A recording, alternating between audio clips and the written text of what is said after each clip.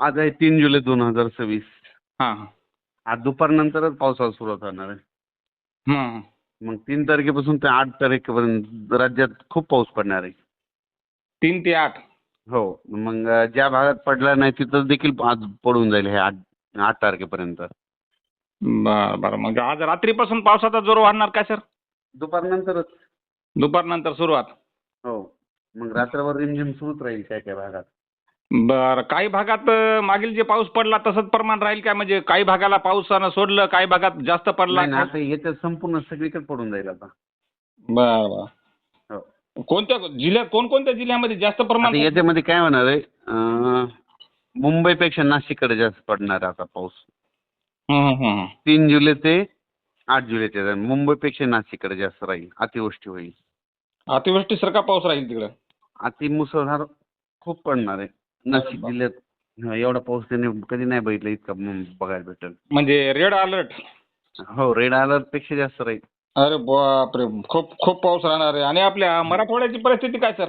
मग हे पाऊस काय होणार पुन्हा आणखीन तुम्हाला सांगतो ना, हां. मुंबई, नाशिक, पुणे, कोकण घाटमाता, हं. त्याच्यानंतर इकडे नंदुरबार जिल्हा, धुळे जिल्हा, जळगाव जिल्हा, संभाजीनगर, अहिल्यानगर, जालना जिल्हा, परभणी जिल्हा, बीड जिल्हा, हं.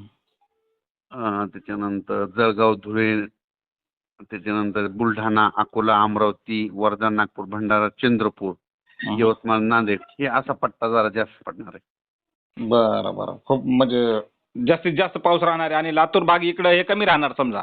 थोडं कमी राहील पण तिकडे देखील पडणार आहे. पण इकडल्यापेक्षा कमी समजा पावसाचं प्रमाण. इकडं म्हणजे काय म्हणणार, हेवी टू हेवी रेन आहे इकडं. म्हणजे कुठं मग हेवी टू हेवी रेन म्हणजे जास्त उत्तर महाराष्ट्रात. उत्तर महाराष्ट्रात. उत्तर महाराष्ट्रामध्ये मग तुम्हाला उत्तर महाराष्ट्राचं सांगतो. हं. मुंबई, हं. नाशिक, हं. नंदुरबार, धुळे, जळगाव, अहिल्यानगर, संभाजीनगर, त्याच्यानंतर मग निफाड, इकडं कन्नड, सिल्लोड, हे परत जळगाव ह्या परिसरात जरा खूपच पडणार आहे. बरं. म्हणजे अतिवृष्टीसारखा पाऊस राहणार. हा, हेवी टू हेवी रेन. अरे बापरे!